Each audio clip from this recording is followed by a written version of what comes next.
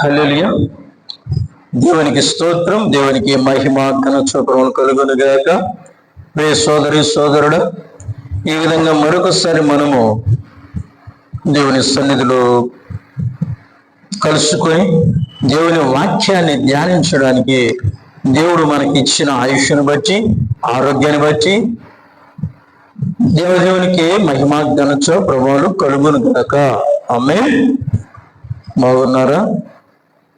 దేవుడు మిమ్మల్ని మీ కుటుంబాలను బహుబలముగా దీవించును గాక. పరిశుద్ధ గ్రంథముల నుండి 4వ కీర్తన 8వ వాక్యం.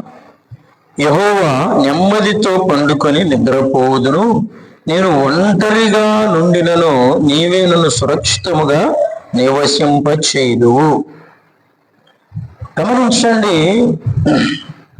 నీ జీవితంలో, నీ బ్రతుకులో నేను ఒంటరి వాడను, నేను ఒంటరి దానను, నాకు ఎవరూ లేరు, అందరూ నన్ను విడిచిపోయారు, నాకు తల్లిదండ్రులు లేరు, అన్నదమ్ములు లేరు, అక్కచెల్లులు లేరు అని నువ్వు బాధపడుతున్నావా? నేను నా తండ్రికి తల్లికి ఒక్కడే కుమారుడను అని బాధపడుతున్నావా? నాకు అన్నదమ్ములు లేరు, అక్కచెల్లులు లేరు అని బాధపడుతున్నావా? నా తల్లికి నేను ఒకటే కుమార్తెను, నాకెవరూ లేరు అని నువ్వు బాధపడుతున్నావా?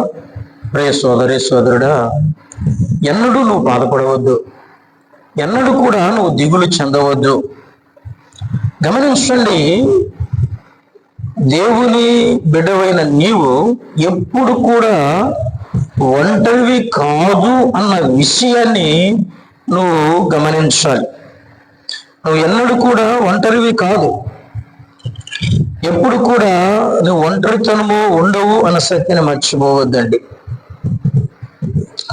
ఎందుకు అంటే ప్రభువు నీతో ఉన్నాడు. ప్రభువు నీతో ఉన్నంత కాలము నువ్వు ఒంటరివి కాదు. నీవు ప్రభువుని అంగీకరించావా? ప్రభువుని సొంత రక్షకుడిగా స్వీకరించావా? ప్రభువును నువ్వు ఎరిగి ఉన్నావు కదా, ప్రభువును నీ రక్షకుడుగా నువ్వు స్వీకరించున్నావు కదా. మరి అలాంటప్పుడు నీకు భయం ఎందుకు? అలాంటప్పుడు నీకు దిగులెందుకు? ప్రియ సోదరి సోదరుడా, గమనించండి,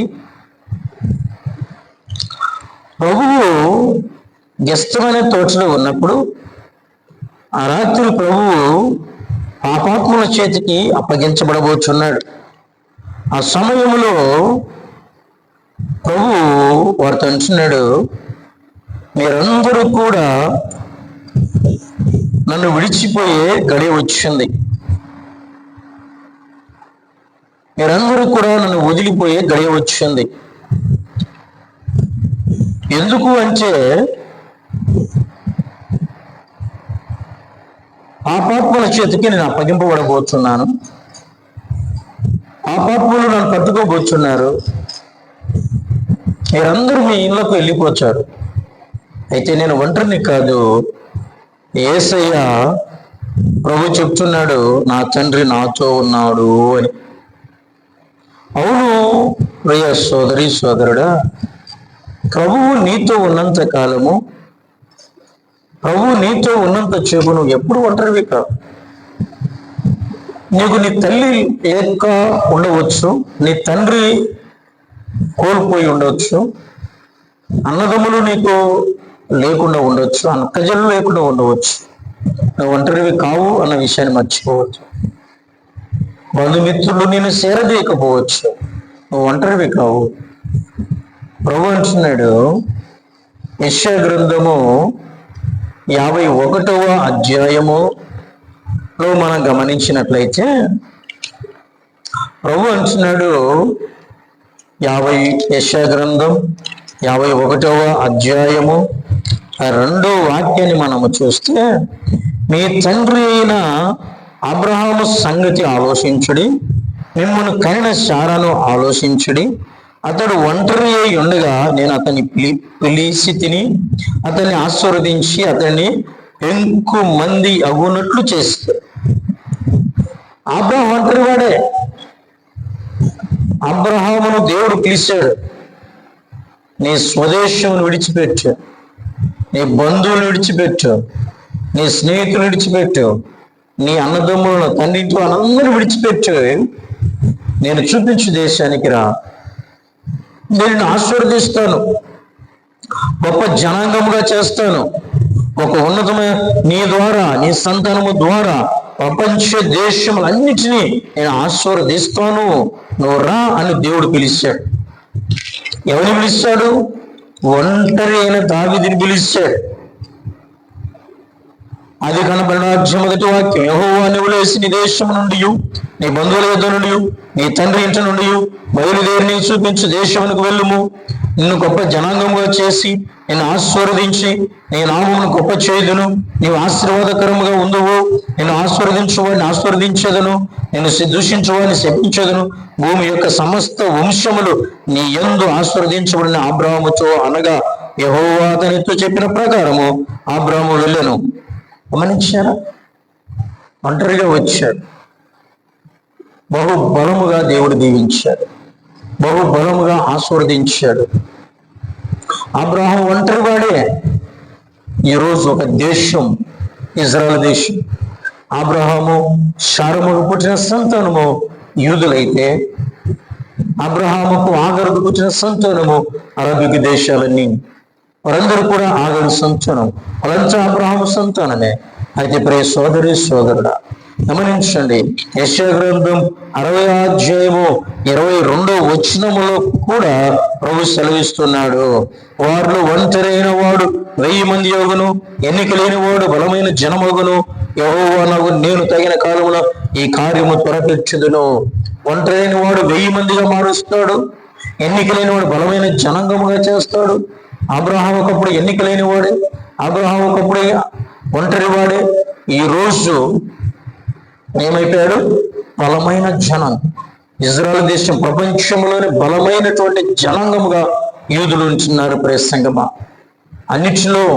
అన్నిటిలో ఇశ్రాయేలీయులు బలమైన వారుగా ఉన్నారు.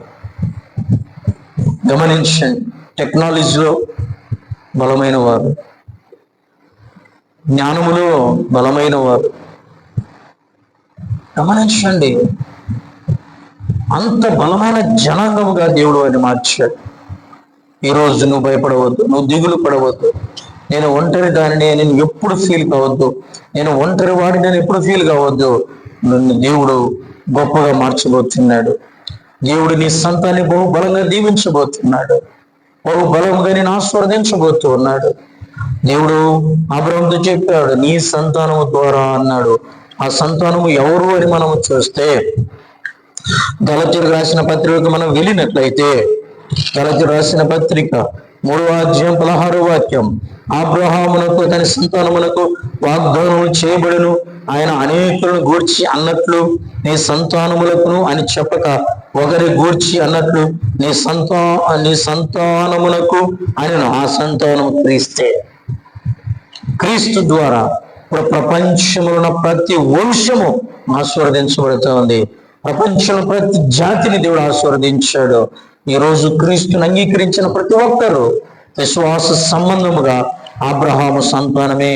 అదే 3వ అధ్యాయము 7వ వచనం వ్రాయబడింది, కాబట్టి విశ్వాస సంబంధులే అబ్రహాము కుమారులను మీరు తెలుసుకొనుడి. దేవుడు విశ్వాస మూలముగా అన్ని జనులు నీతివంతులుగా తీర్చున లేఖనమునందు ముందుగా సూచించి నీ యందు అన్ని జనులందరూ ఆశీర్వదించబడుదురని అబ్రహామునకు సువార్తను ముందుగా ప్రకటించెను. కాబట్టి విశ్వాస సంబంధులే విశ్వాసం గల అబ్రహాముతో కూడా ఆశీర్వదించబడుదురు. చూసారా? యేసు క్రీస్తునందు ఎవరైతే విశ్వాసం ఉంచుతారో, క్రీస్తు రక్తం తెచ్చి కడగబడి ఆయన బిడ్డలుగా మార్చబడతారో వారందరూ కూడా అబ్రహాము సంతానమే విశ్వాస సంబంధంగా. కాబట్టి ప్రియ సోదరి సోదరుడా, అబ్రహాము ఒంటరి వాడే, ఒంటరిని ఆశీర్వదించిన గొప్ప దేవుడు. ఇదిగో నిన్ను కూడా ఆశీర్వదిస్తాడు. నువ్వు దిగులు పడవద్దు, భయపడవద్దు, ఆలోచించవద్దు. నేను ఒంటరినే అని నువ్వు ఆలోచించవద్దు. నిన్ను ఎంకు మందిగా చేస్తాడు, బహుబలంగా నీ సంతాన దేవుడు దీవిస్తాడు. యేసునందు విశ్వాసం ఉంచు, యేసు నాతో ఉన్నాడు అన్న ధైర్యంతో ముందుకు సాగిపో. విధన్నాడు కదా, నేను ఒంటరిగా పండుకున్నాను, నువ్వు నాకు తోడయ్యుందువు. అవును, దేవుడు నీతో ఉన్నాడు, ఒంటరి వాడివి కాదు, నువ్వు ఒంటరి మహిళవు కాదు, యేసయ్య నీతో ఉన్నాడు. కనుక భయపడక ప్రభువులో జీవించు, ప్రభువు నిన్ను బహుబలంగా దీవిస్తాడు. ప్రార్థించుకున్నాం. పరిశుద్ధుడ, వందనాలు, స్తోత్రాలు నైనా. ఎదిగే మాటలను బిడ్డలు జ్ఞాపకం చేసుకోండి.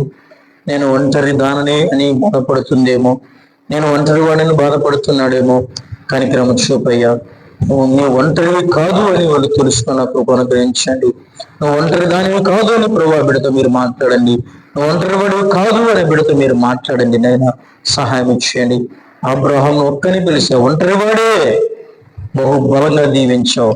ఇదిగో నీ బిడ్డలు కూడా ఆ విధంగా బహుబలంగా దీవించి మేలు తినిపమని. ఆనాడు అబ్రహామును ఏ విధంగా దీవించావు అని బిడ్డలు కూడా మీరు దీవించమని అసలు యేసునామములో ప్రార్థిస్తున్నాము తండ్రి. ఆమేన్. God bless you. దేవుడు మిమ్మల్ని మీ కుటుంబాలు దీవించును.